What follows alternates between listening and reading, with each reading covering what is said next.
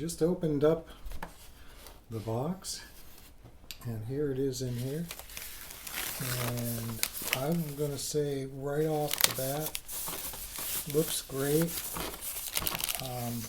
I'm not sure that it's as light as I thought it would be, but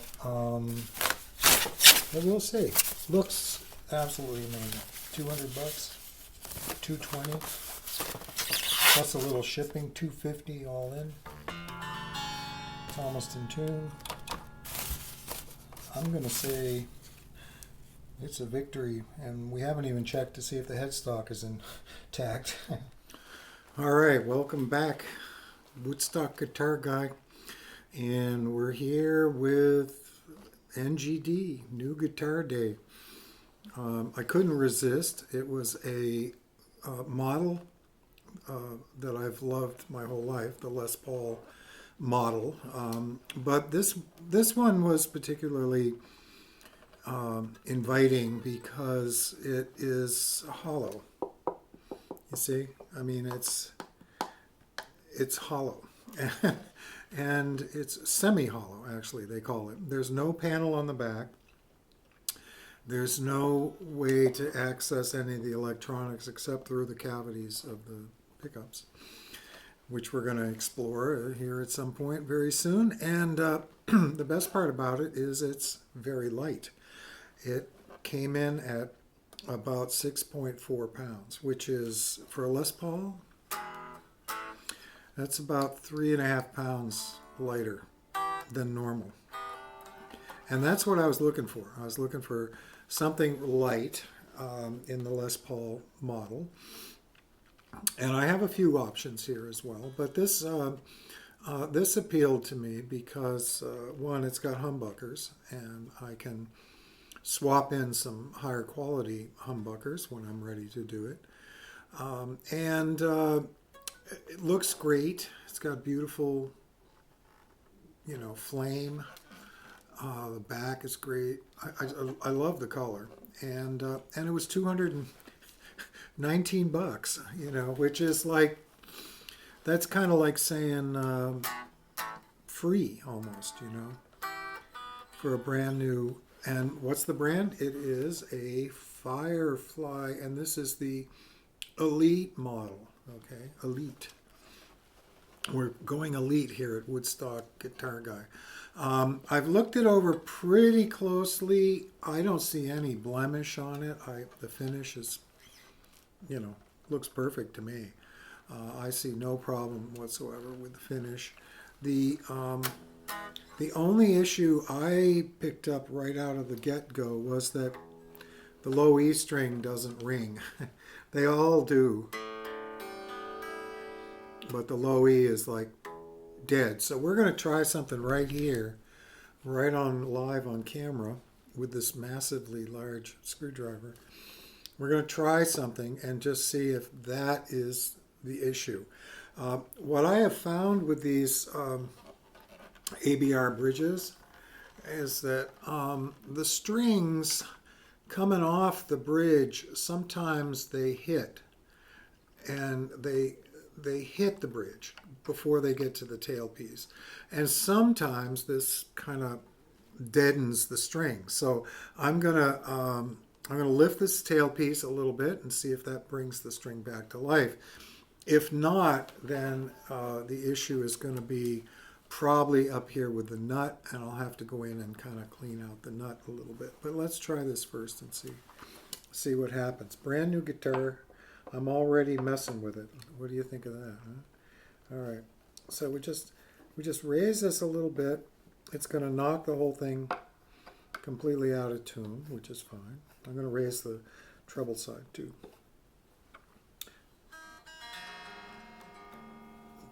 Doesn't sound like it fixed it. Sounds like I'm going to have to go into the nut. Here, we'll tune her up.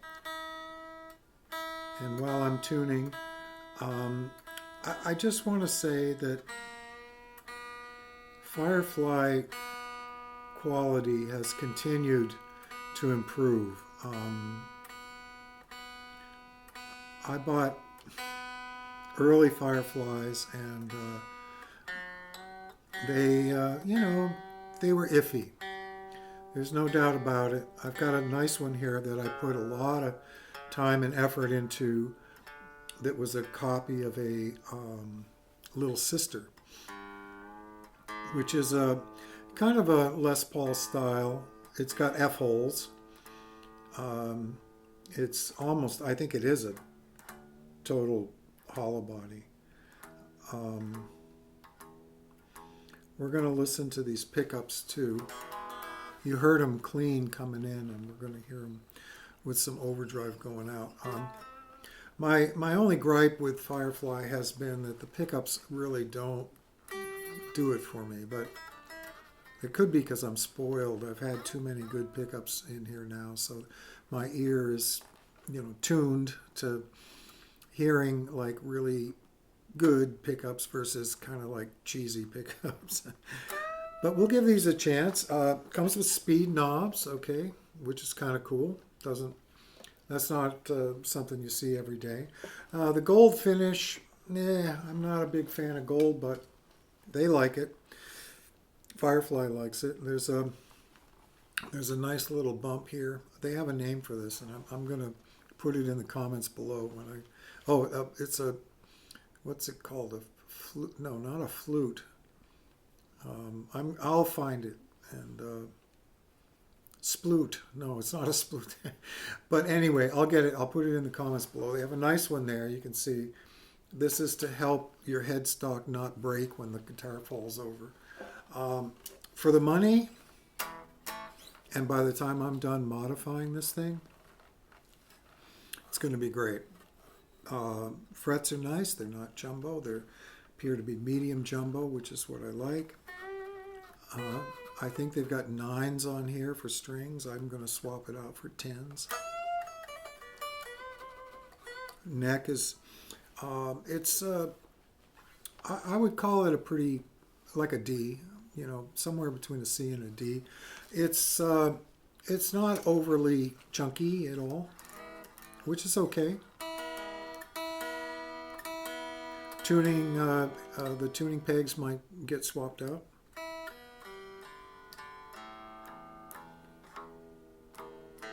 I may swap everything on this guitar, actually.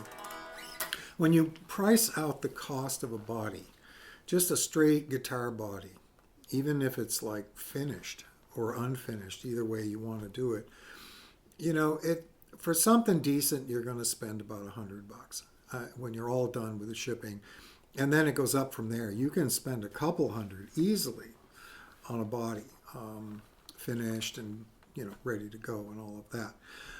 The Les Pauls, they come with a set neck, and that's kind of hard to do if you're not set up to do set necks.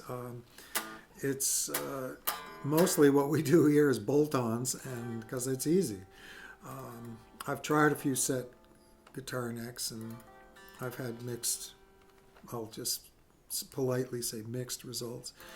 The bolt-on is the way most of it has gone with the tellies and the strats and that sort of thing, But when all is said and done, for $220, and you get all of this to start with, you're so far ahead of the game in terms of modifying this guitar that it's ridiculous. I mean, it just really is. The neck is great. The finish is perfectly done beautifully. The hardware looks like it's probably salvageable. Wiring I'll probably keep just because it's a real pain to run new wiring in under here. But my guess is it's probably good. I'm going to open it up. I'm going to take these pickups out, more than likely. I'm going to give them a chance first, but I'll probably end up pulling them out, putting in a camera. I have a camera that, I should say, it's a camera that goes on my phone. And I can actually see what's going on in there. It's got a little light on there, it's on a little thing. It was like $15. And I can run that in there, and I can look around, and I can see, and it'll come up on my phone, It's fun. It's cheap, and you don't have to tear the whole thing apart to see what you got in there, which is good. So I'm going to do that, and probably we'll swap the tuners. They look good, in theory, but we'll see how they turn out. I'll give them a week, and if it drives me nuts, I'll just pull them. We'll get a set of Wilkinsons in here or something like that. But right out of the box, plays beautifully. No scratch on the frets. They're probably, stainless steel. I think they are stainless steel.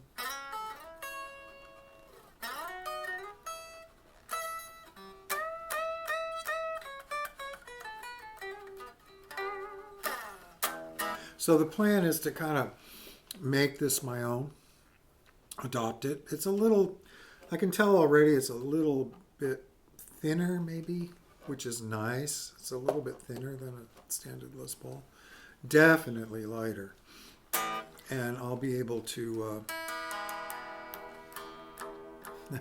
that low E is just dead as a doornail. I think it's hung up here in the plastic nut. I don't think it's a bone nut. It's probably, it's like some kind of fake plastic. I have bone nuts too. I can take that right off, pop that right off, put a real nut on there. And but hey, for $220 plus $27 shipping by FedEx, showed up. I mean, great shape, well packed.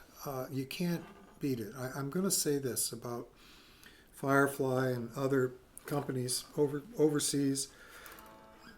They've mastered the Les Paul copy, and this is as good as, easily as good as any Epiphone. I don't have a Gibson here to compare it to, but it's I've played enough of them, and if we had had guitars of this quality for this kind of money back in 1970s when I was in my first rock and roll bands, we would have been way farther along with our technique. Instead we were struggling with like these really funky guitars that I don't know how we did it, but we did. We managed. Even the Gibsons back then most of them were junk. They were really difficult to play and keep in tune, and we just didn't know, And if you were to take the $220 that they charge for this at Firefly and turn it into $1970, what would this cost in 1970 if you took the 220 and applied it, to 1970? And basically, this guitar in 1970 would have cost you about, $28. Seriously, I mean, in terms of dollars. And, the dollar from 1970 is now worth so much more now in 2026 because of, inflation and all of that sort of jazz. So this guitar in 1970 would have cost you about $28, which I think we all would have sprung for it. We would have ran to our music store to buy it. We were broke back then. We were little kids. I had 2 paper routes to buy my guitars, to pay for my guitars, Oh. But hey, if you're coming up today and you're looking to play guitar, this is the golden era, and take advantage of it. There's a lot of guitars out there, but I have to say that, a Les Paul that's 6.5 pounds is like, for me, with a kind of a, I'm getting older here. The old back isn't what it used to be. For me, that's a really great thing. Now I've got a pair of Schaller humbuckers I'm going to drop in here. Hopefully I'm going to keep the wiring. It's going to look good. And like I said, I may swap the tuners. hardware looks good. I think I'm going to keep it. I'm not a fan of gold, but you know, it's kind of got that gold thing going on. So, you know, reminds me of somebody. I'm not quite sure who, but you know, gold is something. Well, we won't go into that. But anyway, if you like what you're hearing, hit like. If you want to join us, hit subscribe. If you want to share this with somebody else, go ahead and share it. You know, send it around. I think Firefly is like doing a really nice job on some of these guitars. I have to say, I can't afford to buy them all and review them all here. You can fish around on YouTube for other sites that are reviewing, but I think this may be the first review of the semi-hollow Les Paul. It sounds a little thicker in the back. I think it's chambered up front. So with that, we'll see you next time, and we'll have this all modified next time. We'll have it all souped up and ready to go. So ready to rock, as they say. All right, thank you so much for tuning in. Michael Veitch, Woodstock Guitar Guy.